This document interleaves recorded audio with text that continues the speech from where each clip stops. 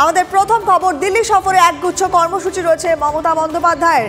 দিল্লি উড়ে গিয়েছেন তিনি এবং আজকে প্রথম বিকেল 3:30 দিল্লির বঙ্গভবনে দলের সাংসদদের সঙ্গে মুখ্যমন্ত্রী বৈঠকে বসবেন। এরপর আগামীকাল তার ইন্ডিয়া জোটের বৈঠক রয়েছে এবং তারপরে আগামী পরশুদিন মোদি মমতা বৈঠক রয়েছে। রবিবার দুপুরে দিল্লিতে উড়ে গিয়েছেন মুখ্যমন্ত্রী। তারই সফরসূচি একেবারে ঠাসা। যে তিনটি নির্ঘণ্ট আপনাদের বললাম, আজ বিকেল 3:30 দিল্লির বঙ্গভবনে দলের সাংসদদের সঙ্গে বৈঠক, কাল বিকেল 3টে অশোকা হোটেলে ইন্ডিয়া জোটের বৈঠক, এরপর বুধবার সকাল 11টায় সংসদ ভবনে রাজ্যের দাবি নিয়ে প্রধানমন্ত্রী নরেন্দ্র মোদীর সঙ্গে বৈঠক করবেন মুখ্যমন্ত্রী। এবং রাজ্যের এই দাবি আদায়ে মুখ্যমন্ত্রী সফর। দিল্লি যাওয়ার আগে অভিযোগ, স্বাস্থ্যক্ষেত্রে টাকা আটকে রেখেছে কেন্দ্র, এমনটাই অভিযোগ করেছেন মুখ্যমন্ত্রী মমতা বন্দ্যোপাধ্যায়।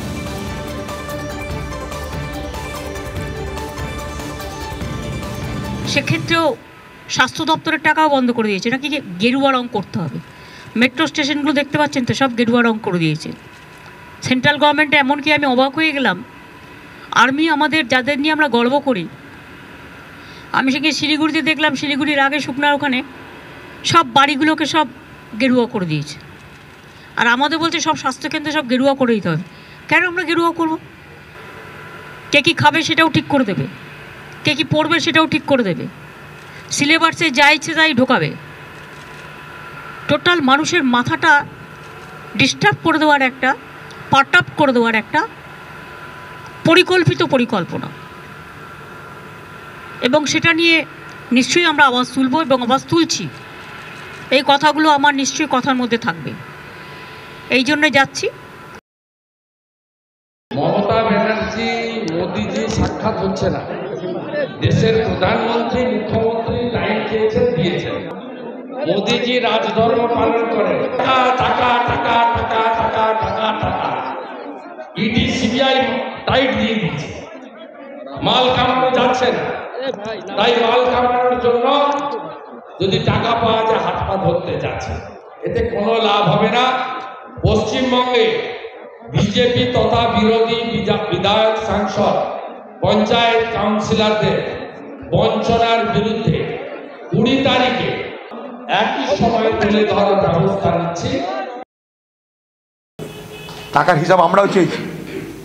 ওই এক বাহানা করে একবার আন্দোলন বললো নাকি আন্দোলন চিরস্থায়ী। আরে দিদির আর ভাইপোর উচিত মোদির ঘরের দরজার সামনে অবস্থানে বসে যাওয়া।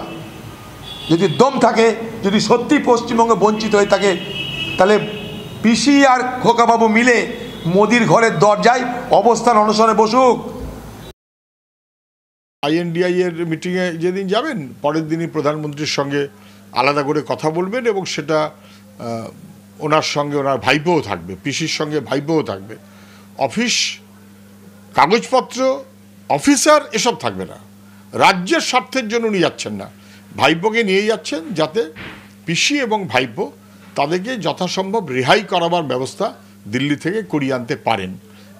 নানান কারণে ধরা পড়ে যাবেন, যাতে ঠেকিয়ে দেওয়া যায়, তার জন্য মুখ্যমন্ত্রী যাচ্ছেন দিল্লিতে ভাইপোকে নিয়ে।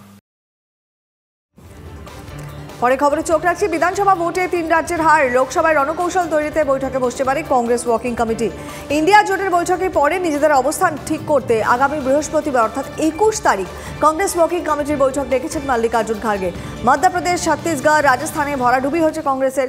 তাই লোকসভা ভোটে কিভাবে মানুষের সমর্থন ফেরানো যায়, কোন ইস্যুতে ভোটারদের মন জয় করা সম্ভব, তা নিয়ে আলোচনা করতেই দলের সর্বোচ্চ কমিটি এই বৈঠকে বসছে। ওয়ার্কিং কমিটির বৈঠকে 24-এর ভোটে কার কি দায়িত্ব হবে তাও এক প্রকার ঠিক হয়ে যাবে। পথসভা, জনসভা, বাড়ি বাড়ি গিয়ে জনসংযোগে জোর দেওয়া হবে বলে জানা যাচ্ছে। আর তারই খরচের সংগ্রহের চাঁদা তোলা হচ্ছে। আগামী 28শে ডিসেম্বর দলের 138তম প্রতিষ্ঠা দিবস, তাই সাধারণের কাছ থেকে 138 টাকা করে সংগ্রহ করা হবে।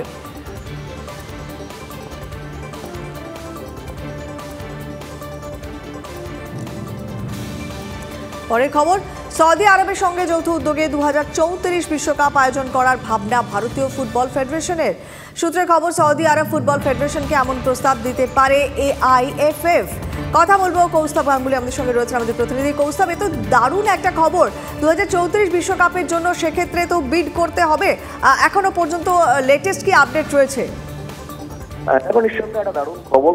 সেক্ষেত্রে যদি এটা হয়, এমনিতেই ভারতীয় ফুটবল ফেডারেশনের সঙ্গে সৌদি আরবের ফুটবল ফেডারেশনের একটা মৌ চুক্তি স্বাক্ষরিত হয়েছে এবং মানে অতীতে একটা মৌ চুক্তি স্বাক্ষরিত হয়েছিল গত বছর একটা সন্তোষ ট্রফি হয়েছিল সৌদি আরবে।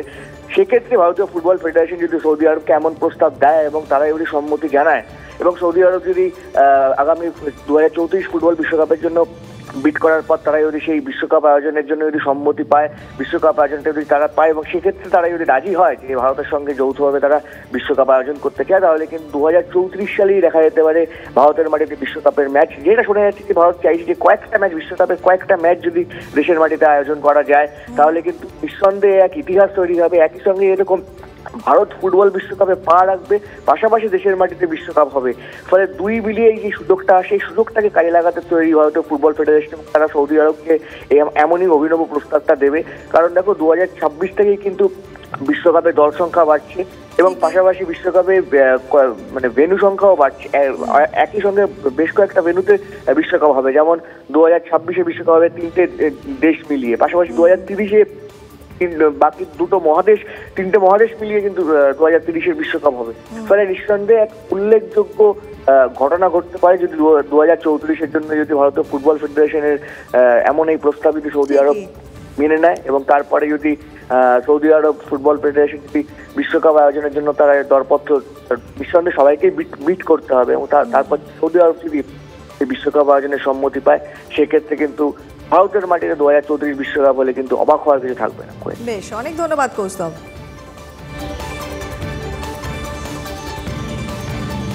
পরে খবরে চোখ রাখবো। হঠাৎই অসুস্থ হয়ে মুম্বাইয়ের হাসপাতালে ভর্তি হয়েছেন তানুজা। আইসিইউতে তাকে রাখা হয়েছে। বার্ধক্যজনিত সমস্যা নিয়ে তিনি হাসপাতালে ভর্তি হয়েছেন বলেই এখনো পর্যন্ত খবর। হাসপাতাল সূত্রে যেটা জানা যাচ্ছে, 24 ঘন্টায় চিকিৎসকদের নজরদারিতে তিনি রয়েছেন এবং আগের থেকে অনেকটা সুস্থ রয়েছেন প্রবীণ এই অভিনেত্রী।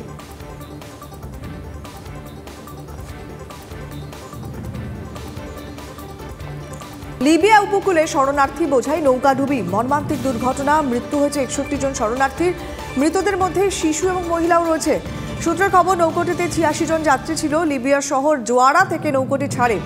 প্রবল ঢেউয়ের ধাক্কায় নৌকা উল্টে যায়। শরণার্থীদের মধ্যে ইজিপ্ট, সিরিয়া এবং পাকিস্তানের নাগরিকরা ছিলেন বলে জানা গিয়েছে।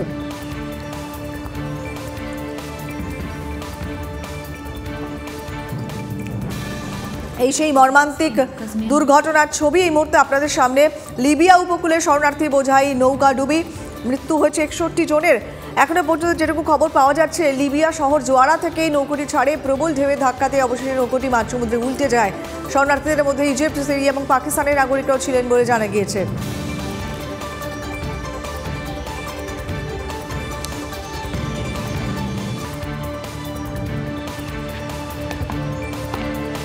তমলুকে তাম্রলিপ্ত দিবস পালন, এই বিশেষ দিনটি পালন করে জেলা প্রশাসন। একই সঙ্গে গান্ধী ভবনেরও উদ্বোধন।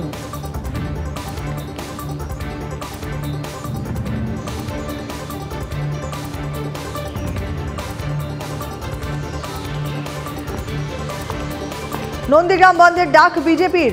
দলীয় কর্মীকে গ্রেফতারের প্রতিবাদে নন্দীগ্রাম বন্ধের ডাক বিজেপির। তৃণমূল কর্মীকে মারধরের অভিযোগে গ্রেফতার করা হয়েছে এক বিজেপি কর্মীকে।